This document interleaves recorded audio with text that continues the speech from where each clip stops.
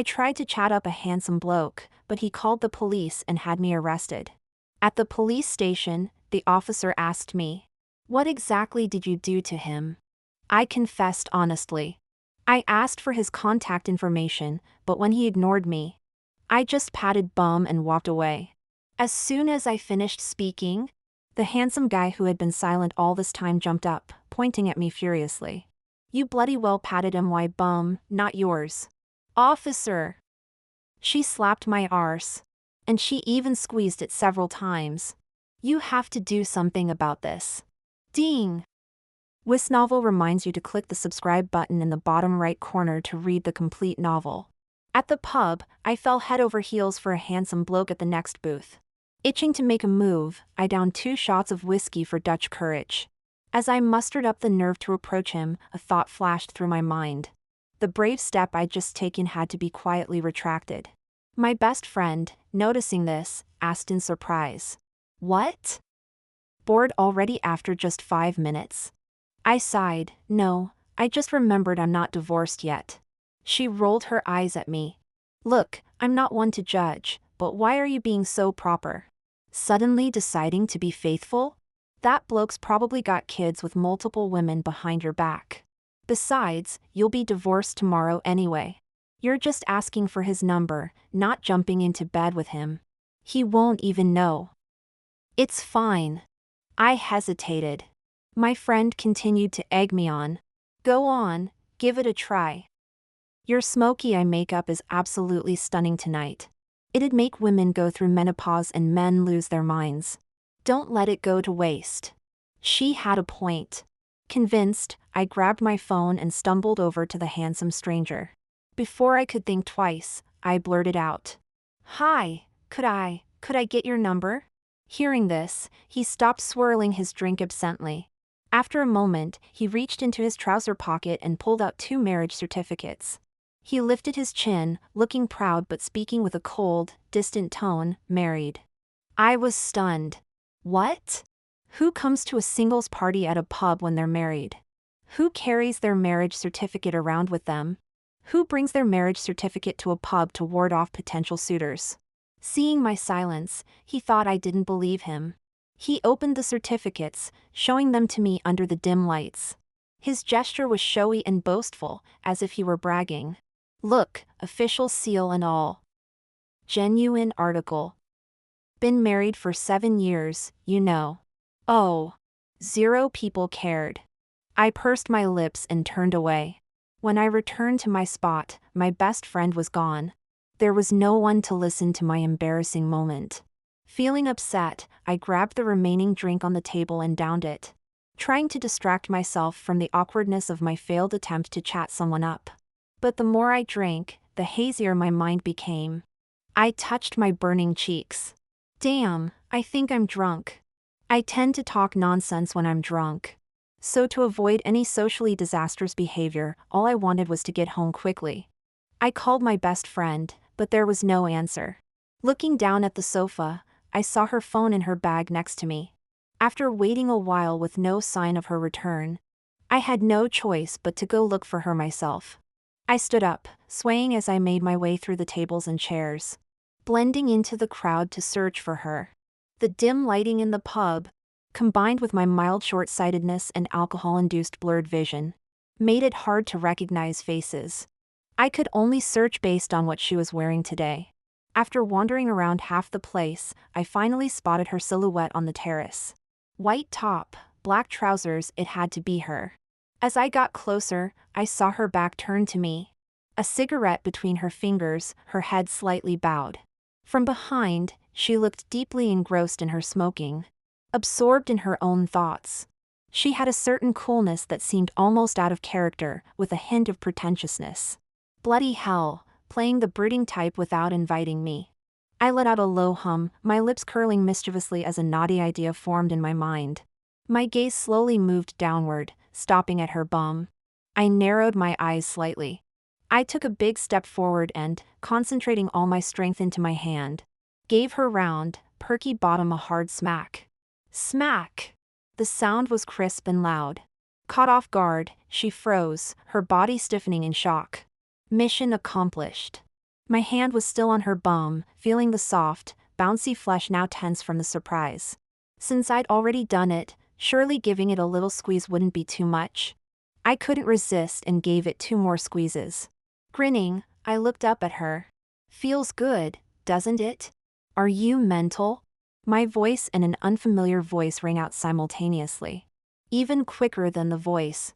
A gloomy, handsome face appeared, growing larger in my vision. He frowned, his eyes unable to suppress their anger as he looked at me. Not unfamiliar at all. It was the handsome bloke who had just rejected my advances, claiming to be married. Bollocks, I'd got the wrong person. I immediately withdrew my hand, obediently putting it behind my back.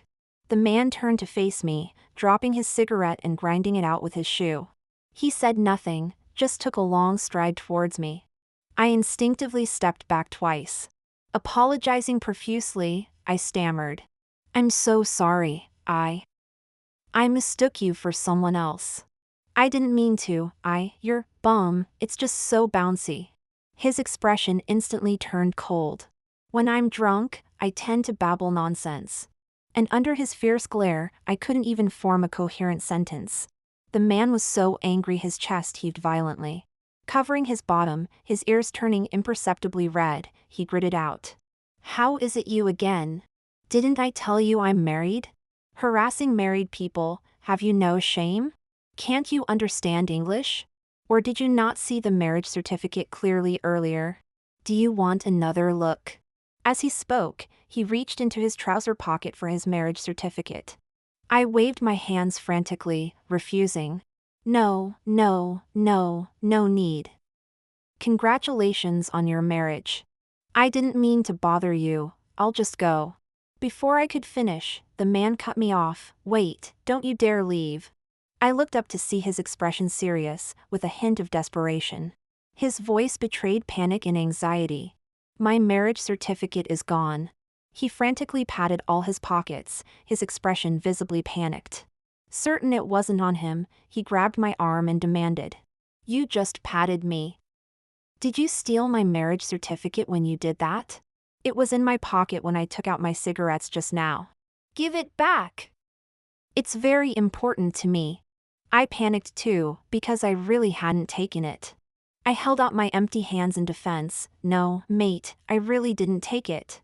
I was wearing a dress with no pockets, so I couldn't have hidden it anywhere. He clearly didn't believe me anymore. You've been up to no good since you appeared in front of me. You don't look like a good person. Hand it over quickly, before I call the police. I really didn't take it. I'll count to 3. Hand it over. I don't want to use force on a woman. I grew anxious too, thinking we should check the CCTV.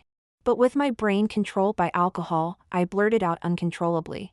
Unless your marriage certificate had a black card in it, I wouldn't bother taking it. It's not like everyone doesn't have a marriage certificate. I'm married too, you know. Who cares about your marriage certificate? The next second, the man gave a cold laugh. As if laughing in anger, he retorted. How did you know there was a black card inside? Took it and won't admit it, huh? Fine, all right. As he spoke, he picked up his phone and dialed 999. That was meant for my wife. I can't explain if she doesn't see this card tomorrow. Hey! You can't just call the police like that. I lunged forward, trying to stop him from making the call. He dodged, and I lost my balance due to the momentum, falling face first onto the ground. The pain made me wince, and my cheek was scraped. When I finally came to my senses through the drunkenness and pain, I was already at the police station. In the mediation room. The police officer opened his notebook and got straight to the point. Miss Lloyd, what exactly did you do to him? I've always been afraid of the police, and now I felt a bit panicked, sensing I was in trouble. I quickly ran through the events in my mind, reminding myself not to say anything rash. Holding my aching head and suppressing my drunkenness, I honestly confessed. Well, I asked him for his contact information, he ignored me. So I just patted bum and walked away. That should be fine, right? I thought mentioning the bum patting incident would be too embarrassing for me. and inappropriate for a married man like him, so I glossed over it. As soon as I finished speaking, the handsome guy who had been silent beside me suddenly jumped up, pointing at me and shouting angrily, "You bloody well patted my bum. Officer!" She patted my bum. She even squeezed it several times. "You must do something about this." I was speechless. The police officer held back his accusatory hand. "Mr. Sinclair, please calm down." He shook off the officer's hand, his voice growing louder. "I can't calm down. I'm married, and my wife hasn't even touched my bum, but she got to it first. My chastity is gone. And my marriage certificate is missing. That's something very important to me." At this moment, people gathering at the door of the mediation room began to whisper among themselves. Getting so worked up over a lost marriage certificate, he must really love his wife. If he loves his wife so much, why was he at a pub? Don't trust a man's words. Didn't they say he also lost a black card? He's probably more worried about that. Not necessarily, he's been frantically searching for the marriage certificate all along. Then he must really be in love, carrying it around everywhere he goes. What's that girl playing at, taking someone's marriage certificate? Jealousy, I reckon. Probably wanted to tear it up and take her place. Listening to these voices around me, I felt incredibly irritated. My patience completely exhausted, I snapped. "It's just a marriage certificate. So what if it's lost? You can always get a new one. Unless you're in a rush to get divorced tomorrow." The man froze, looking at me. "How did you know I'm getting divorced tomorrow?" I fell silent. Because tomorrow, I too would be getting divorced. Wait, divorced? I jumped up with a start. Frantically, I fumbled in my bag for my phone to check the time. Oh no! Oh no! I'd been so caught up arguing with this man that I'd completely forgotten about my divorce tomorrow. The train I'd booked to the capital was leaving in just 25 minutes. The station wasn't too far from here.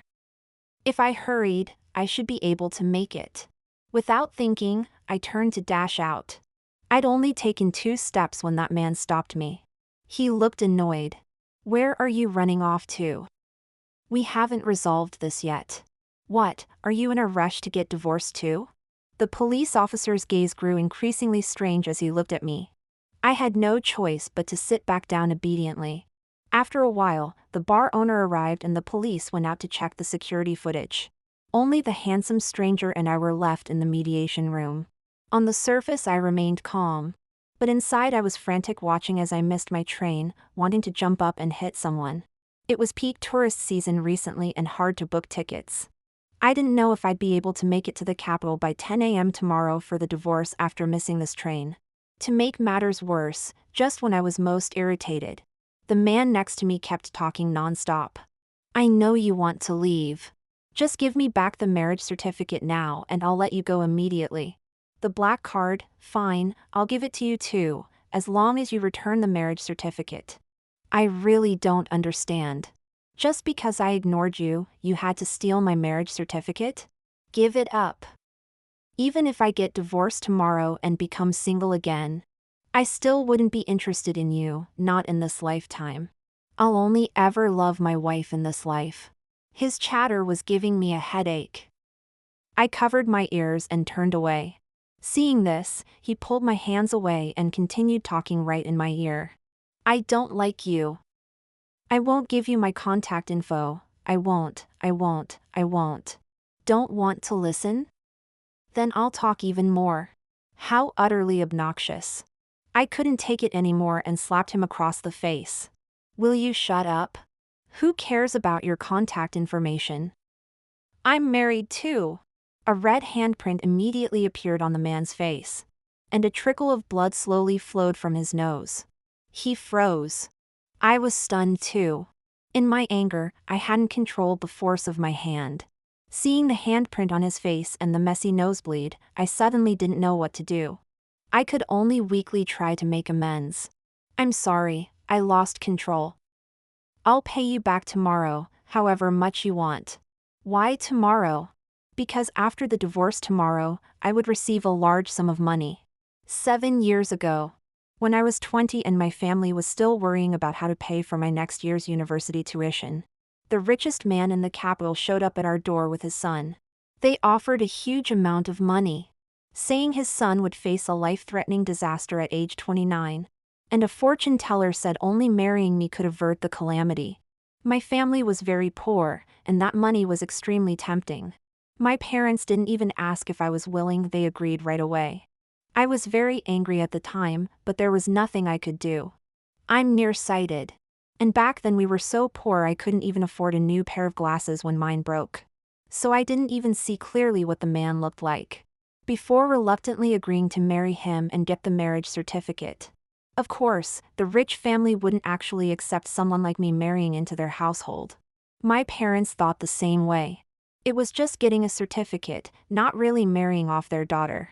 So at the time, we agreed that once his son turned 29, we would divorce. They only asked that I not date anyone during the marriage, worried it would affect averting the disaster. They promised to give me another sum of money as compensation after the divorce. Over the years, it's not that I never met anyone I was interested in. But as soon as I remembered I was married and carrying the fate of another person, those feelings would immediately disappear. While others worry about their husbands finding out when they date, I worried about my husband dying if I dated. To be honest, I was more worried that if he died, I wouldn't get the money. All these years, I've been hoping for the day I'd get the money to come quickly, while also praying he'd stay safe and alive. I counted and counted, waited and waited. 7 years finally passed, and that man was still alive. Tomorrow is our divorce day, and also the day I can finally get the money. You think I care about your little bit of money? Do you know who I am that you dare hit me? His voice was aggrieved as he spoke while wiping away the blood that was about to drip into his mouth. I felt guilty but righteously retorted, I don't care who you are. You annoyed me, so I hit you. As I said this, I raised my hand, ready to reward the other side of his face. The police came in. What they saw was a disheveled man with a bloody nose, and a drunk who could barely stand but was still trying to hit someone. The officer looked at me somewhat helplessly. Miss Lloyd, we should really call your family to come. The man took a step back, tilting his head up slightly, and covering his bleeding nose as he agreed, eyeing me warily. Yes, call her family. She's completely drunk now and can't resolve anything. Hurry and call her family. I meekly lowered my hand, shaking my head vigorously. I don't have any family here. I couldn't reach my best friend. My parents were in the countryside. I really had no one to call. I didn't know who to contact. Before I could finish speaking, the man came over and snatched my phone. He scrolled through my contacts list and finally found one labeled "That guy I married." He snorted coldly. No family? Isn't this your husband? Call your husband over. Miss, you don't seem very close to your husband, huh? Look at this contact name. I frowned and reached out to grab my phone back. Don't call him. He ignored my protests and simply held the phone up high, pressing the dial button. Well, now I'm definitely going to call.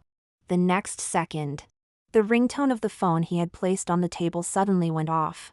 The caller ID displayed, my wife. I tried to grab the phone while pointing at his, quickly saying, Hey mate, your phone's ringing. It's your wife. Sure enough, his wife was his tranquilizer. As soon as I said that, his attention was immediately drawn to his own phone. I took the opportunity to snatch back my phone and quickly hung up. After hanging up, I breathed a sigh of relief. After putting the phone back in my bag, I saw that the man wasn't actually answering a call, but staring blankly at his phone. Curious, I asked, why aren't you answering your wife's call? She hung up, he replied. Oh, poor you. Looks like she doesn't want you anymore. He glared at me resentfully but didn't say anything. The police officer looked at both of us, also at a loss, and shook his head in exasperation. Taking advantage of the moment of silence, I quickly interjected. Mr. Sinclair, your marriage certificate was found at the pub, but... He opened the marriage certificate in his hand and glanced at it.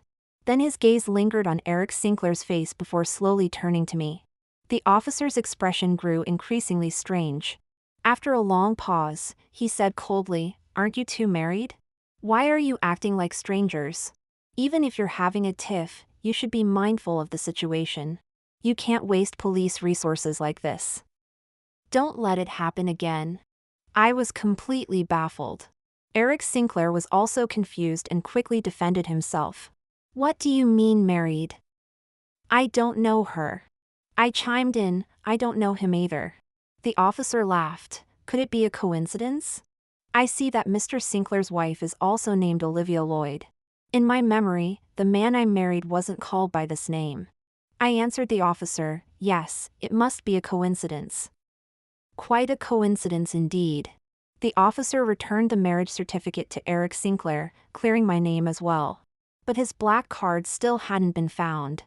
I could only wait alongside him. While waiting, I frantically tried to book a train ticket, praying that I would make it to the court on time tomorrow. As I was lost in my worries, a flash of light caught my eye. I turned my head to look. This Eric Sinclair seemed to be a bit off his rocker. After carefully wiping the marriage certificate inside and out with a tissue, he placed it on the table, held up his phone to find the right angle, and then furiously pressed the shutter button. He didn't even turn off the flash. The flashes made me squint. Yuri Gagarin only took 3 photos in space. I only took 5 photos the first time I had Starbucks to show off on social media. He kept snapping photo after photo of that lost and found shabby marriage certificate, seemingly never tiring of it.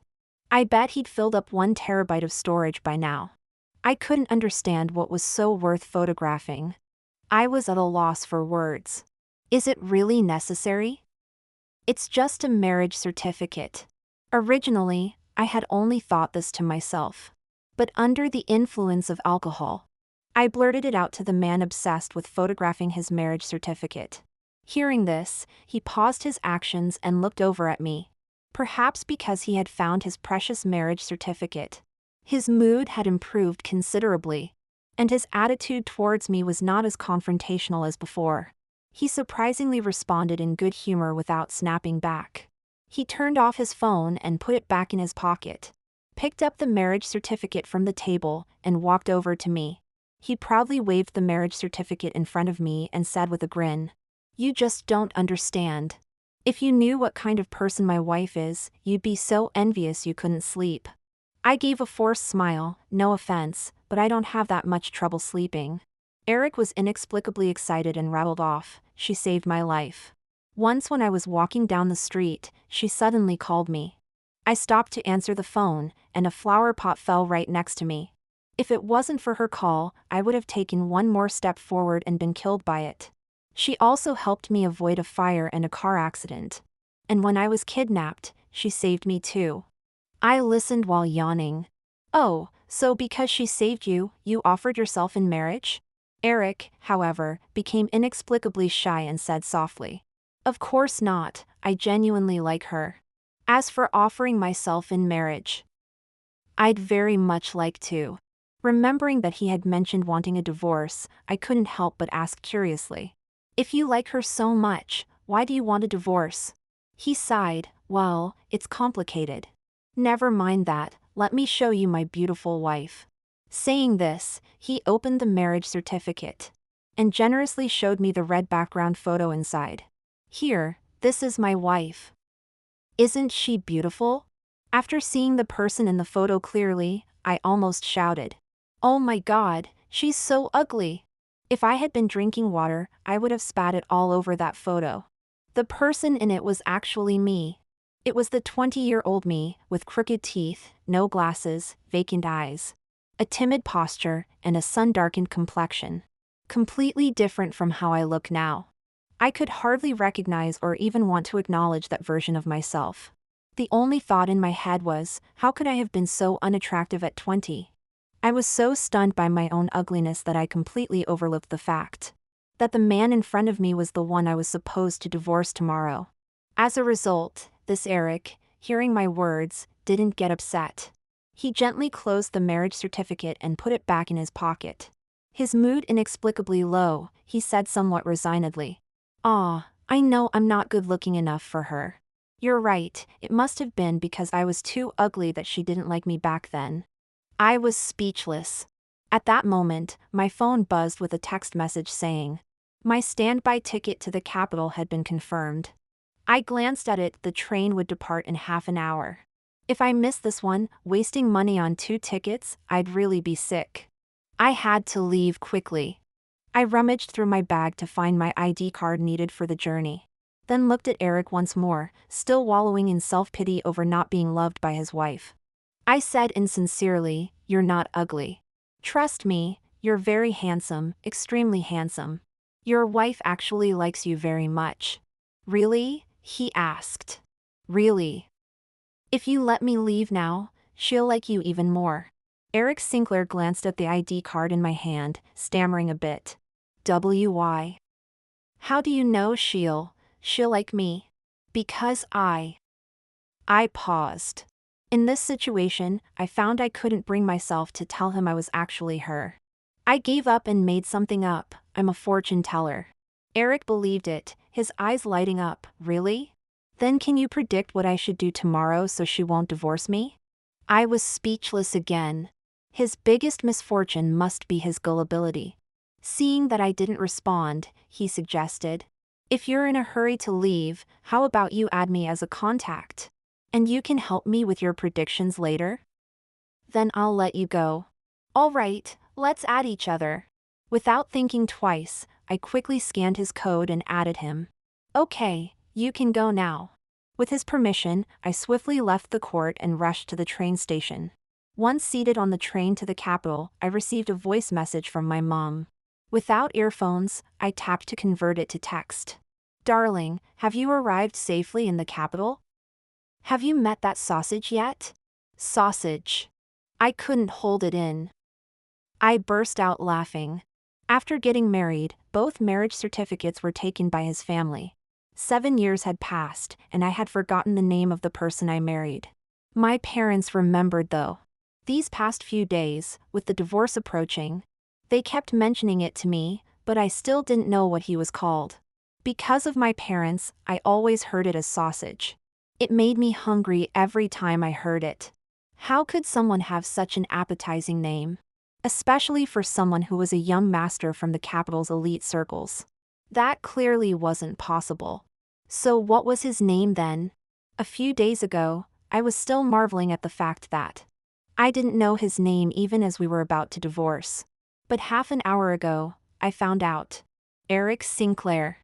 I pulled out my compact mirror and scrutinized my face intently. Silently, I felt relieved that today's smoky eye makeup was so intense that even my own mother would have to do a double take before recognizing me. Coupled with the fact that I looked quite different from my wedding photo.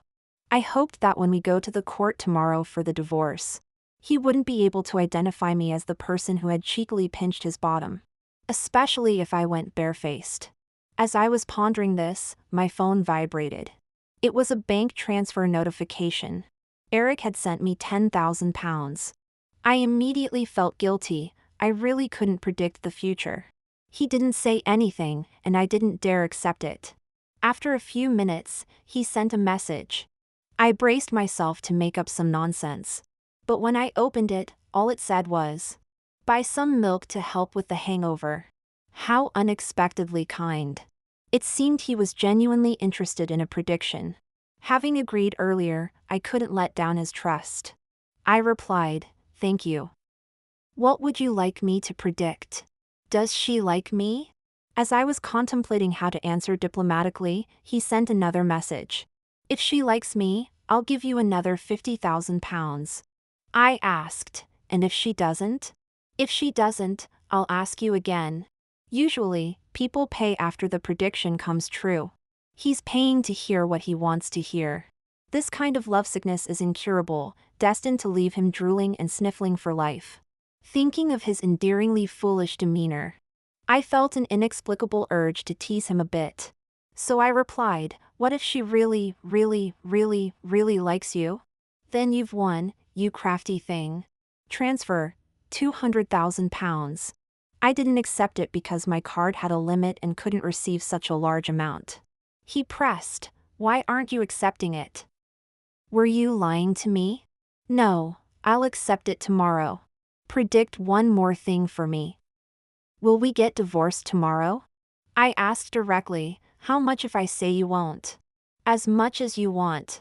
I started to calculate, both seriously and mischievously. I was definitely going to divorce him.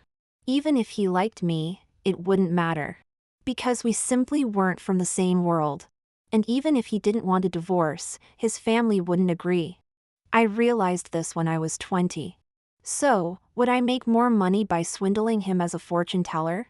Or by getting a direct divorce settlement? Or by playing both sides for maximum gain? Reality proved that I was indeed a coward. Getting a direct divorce settlement for what was rightfully mine was the safest option.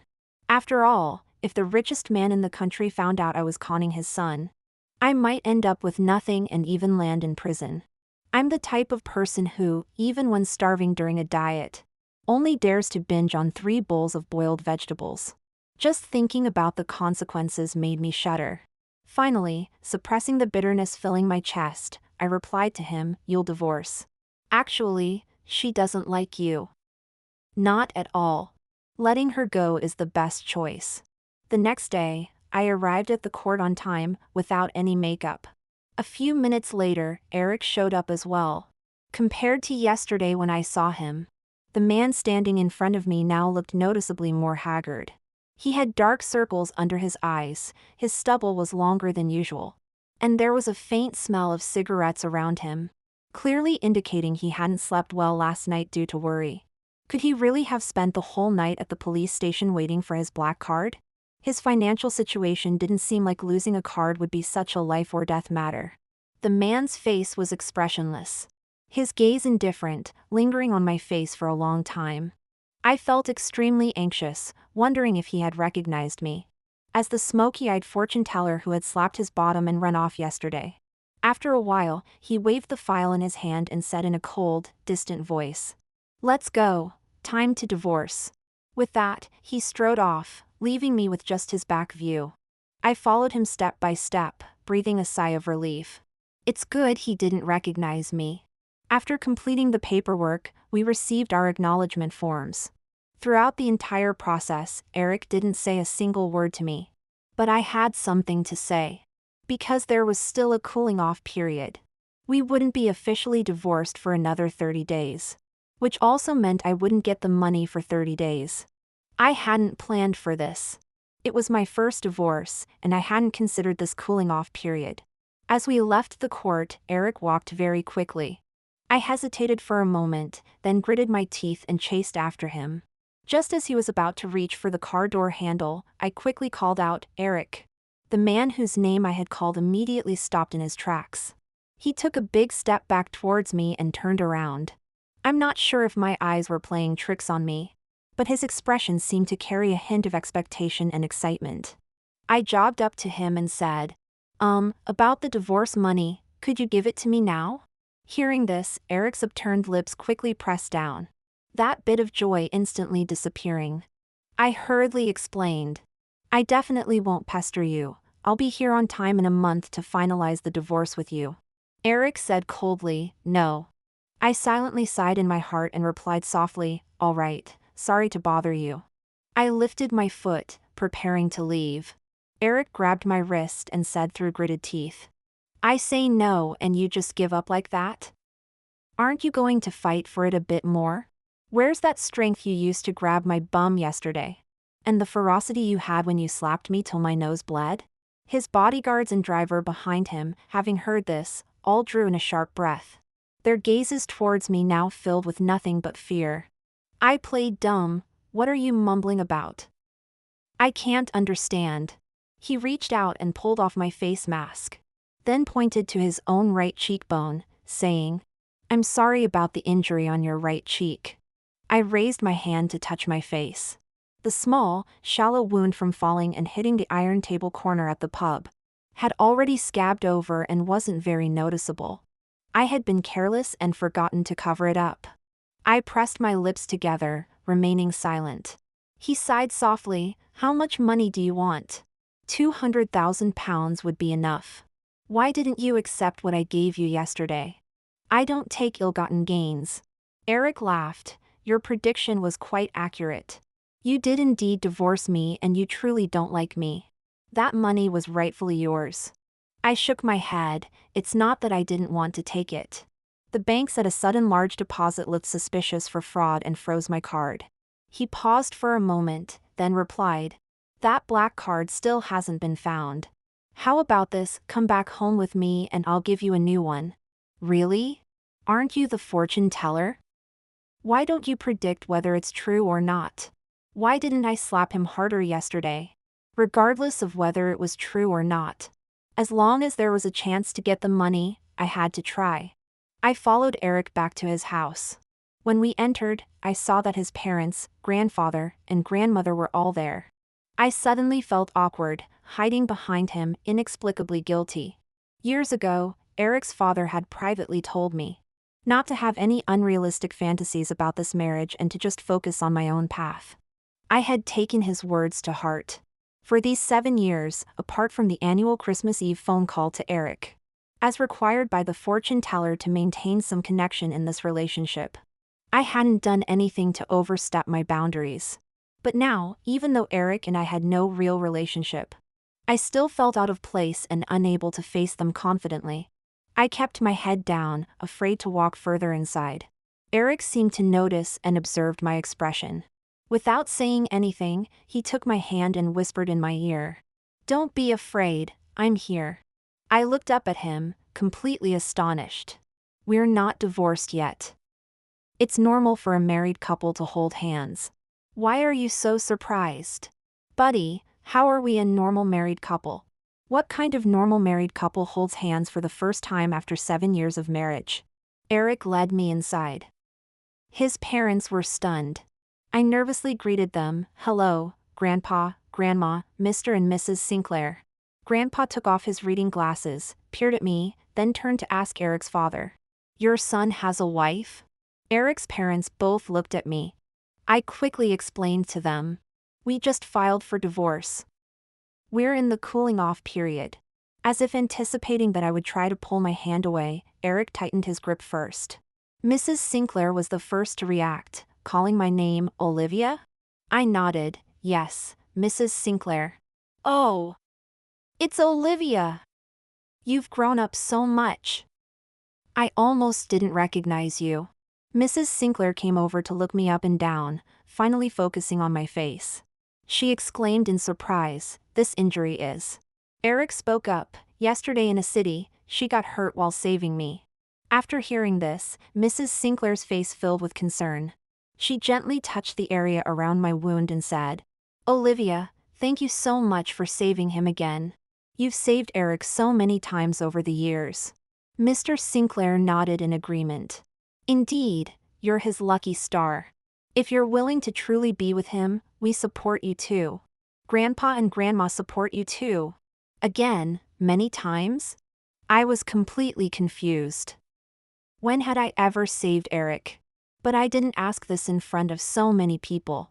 Mr. Sinclair's attitude towards me was also unlike before. Seeing Eric and me so close, he just stood by Grandpa with a kindly uncle-like smile. He even personally cooked to entertain me. The billionaire probably had areas he wasn't good at. It was a bit too unpalatable. During the meal, his family was also especially warm, and the change in their attitude made me feel strange. The more I thought about it, the more it didn't seem right. Were they setting me up? Did they not want to give me the money? Damn. The more I thought about it, the angrier I got, and I couldn't even eat. After dinner, Eric went back to his room, asking me to wait for him outside. I had plans to meet someone later and couldn't wait. So I got up and followed him directly. His door wasn't closed. I knocked lightly twice before pushing it open. Eric was changing clothes. His shirt was either half on or half off, partially covering his chest and revealing a clearly defined set of abs below, with muscle lines disappearing into his waistband. Wasn't it said that men past 25 start to go downhill? How did he still have such a good physique at 29? I swallowed hard, feeling the temperature in my face rising rapidly. "What is it?" Seeing it was me, Eric wasn't annoyed and didn't stop what he was doing. I lowered my head to avoid looking, staring at my own feet. Nothing. I just think your family is really nice. Unable to ask directly, I could only approach the subject indirectly. Is that so? What about me then? Am I nice? You? Following his question, I unconsciously looked up at him. You have impressive pecs. Not only were they large, but there was a scar on his chest with a tattoo above it. It was my name. Seeing me staring at his chest, Eric froze for a moment before quickly putting on his shirt. Still tipsy from the wine? I remained silent. What did you want to ask? Can you tell me why I feel like your family's attitude towards me has changed so much? My sixth sense has always been quite accurate and sensitive. I can tell that the attitude of your parents and grandparents isn't just for show. They genuinely like me. If I hadn't run away fast enough earlier, your mom would have given me all the family heirlooms. It's because you're naturally likable. It's not strange that they like you. I looked at him steadily and asked another question. And why do you like me? I couldn't understand his persistence in liking someone he hadn't seen for 7 years. This question was too direct. Eric seemed a bit stunned and fell into deep thought. He appeared to be unsure how to answer. It was as if there were reasons that couldn't be explained in just a few words. I waited patiently for his answer. But at that moment, I received a phone call. The person on the other end said, "Olivia, my surgery finished early today. Would it be convenient for you to come over sooner?" "Yes, that's fine." After hanging up, I said to Eric, "I have to go now." "Where are you going?" "To meet a friend." Eric didn't stop me, and I arrived at the hospital at 10 p.m. The man who had just finished work was exhausted, resting his eyes in a chair. I tiptoed in and sat down in the empty seat next to him. He didn't open his eyes, probably too tired. I didn't have the heart to wake him, just staring at the white coat he was wearing. Feeling a bit bored, I started playing with my phone. At that moment, Eric sent me a message. "Fortune teller, so that's the type you like." Confused, I replied, "What?" I look good too, not worse than him. "Why don't you consider me?" I was puzzled. Not knowing what he meant, I randomly replied, "How long?" "Is it 18? Bang. A loud noise at the door. The doctor who was still sleeping in front of me woke up with a start. I was startled too. Looking towards the door. Eric was panting, as if he had just run here. He steadied himself against the doorframe. Once he caught his breath. He lifted his chin, proud as a peacock, and emphatically uttered 2 words. "It is." I looked at him in shock. And fearing he might say more inappropriate things with others present. I quickly ran over to cover his mouth. "Shut up, will you?" The doctor, squinting his eyes, stood up still startled. Eric glanced at the doctor, then mumbled to me, "Your hand smells nice, honey."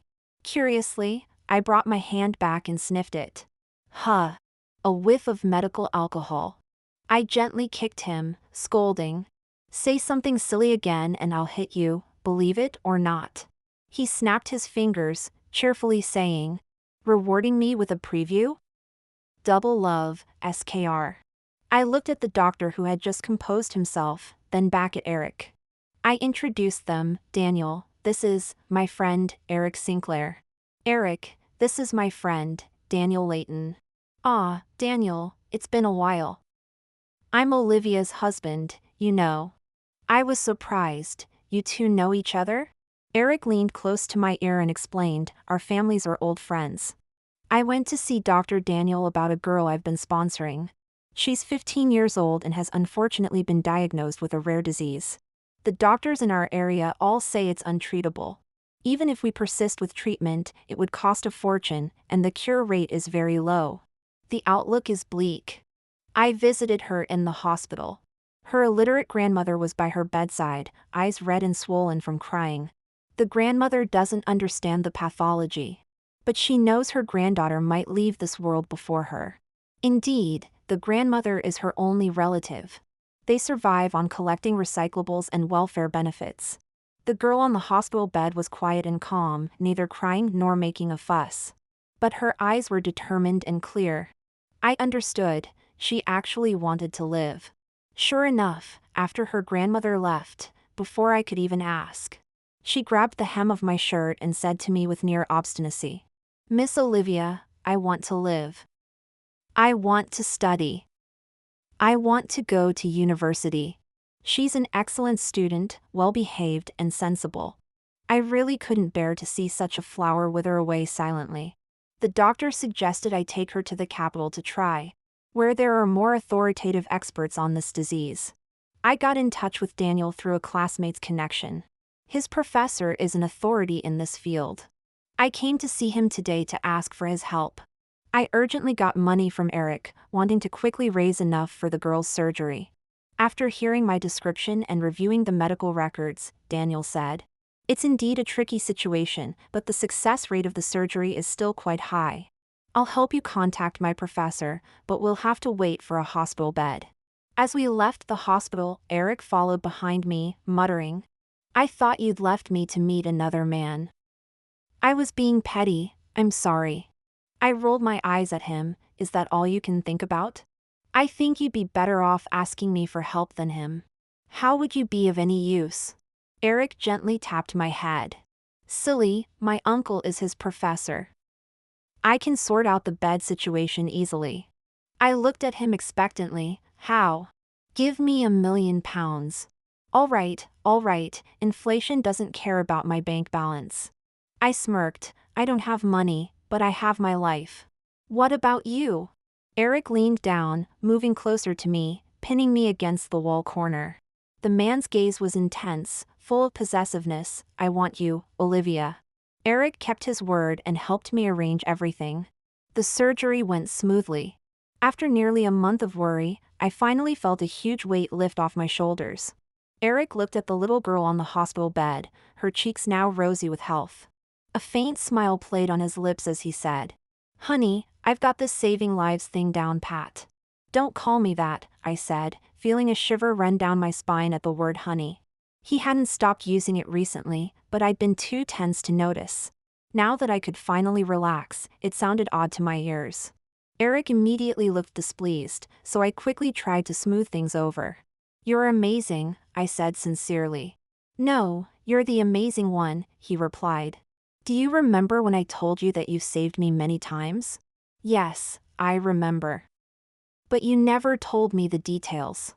How could I have saved you when we'd never even met?" Eric's lips curled into a smirk. "Well, I only want to tell my wife about that. Call me hubby and I'll tell you," he teased.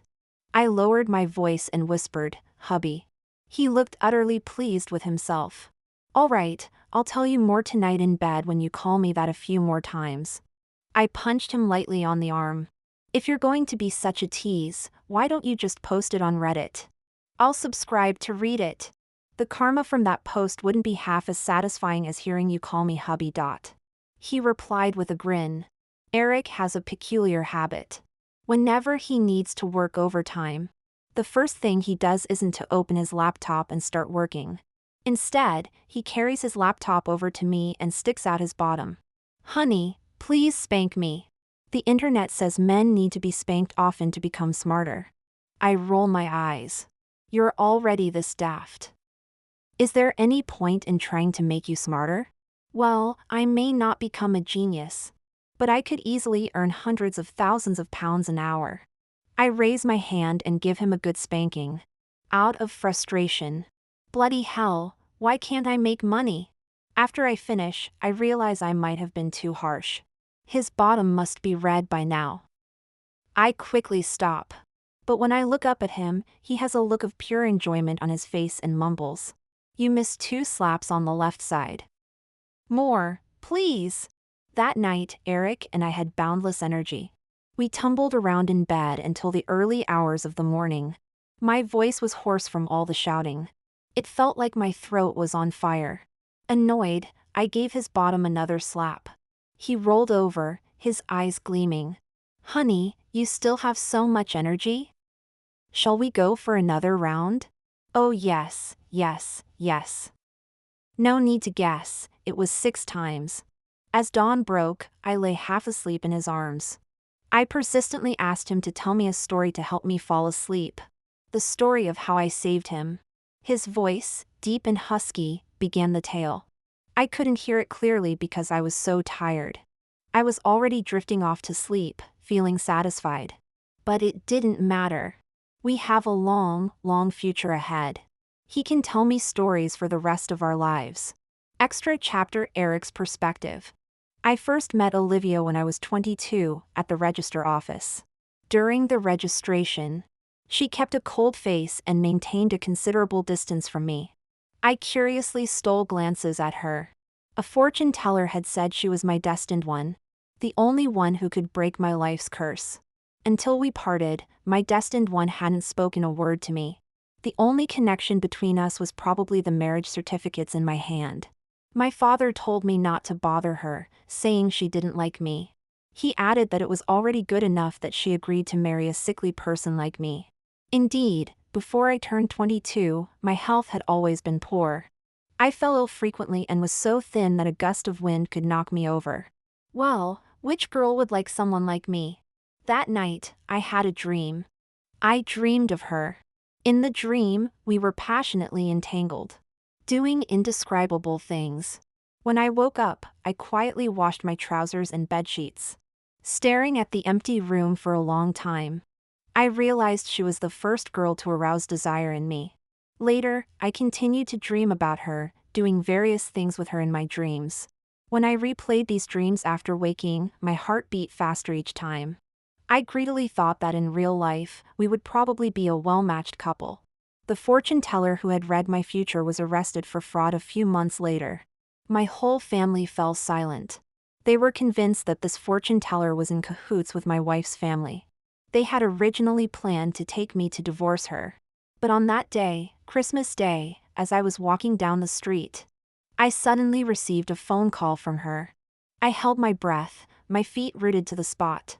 With trembling hands, I swiped to answer. The next second, a flower pot fell from the sky and smashed in front of me. Debris and soil splattered onto my shoes, giving me a tingling, surreal sensation. But I clearly felt that death had just brushed past me. "Eric, Merry Christmas, I wish you good health." The girl's clear voice came through the speaker. I came to my senses and wanted to respond, but she had already hung up. It was her who saved me. I firmly believed this. When I got home, I told them about this incident. The elders understood the principle of better safe than sorry more clearly than I did. They never mentioned divorce again, and instead sent another sum of money to the Lloyd family. Later, the thing I looked forward to most each year was her phone call on Christmas Day. I gained experience and would start recording before answering. She always said the same thing: "Eric, Merry Christmas, I wish you good health." But I never tired of hearing it. Missing her became a habit and also an almost pathological obsession. I was trying hard to improve myself. I ate properly, actively took care of my health, and changed my previous melancholy demeanor. I became strong, healthy, and excellent, learning step by step from my father how to manage the family business.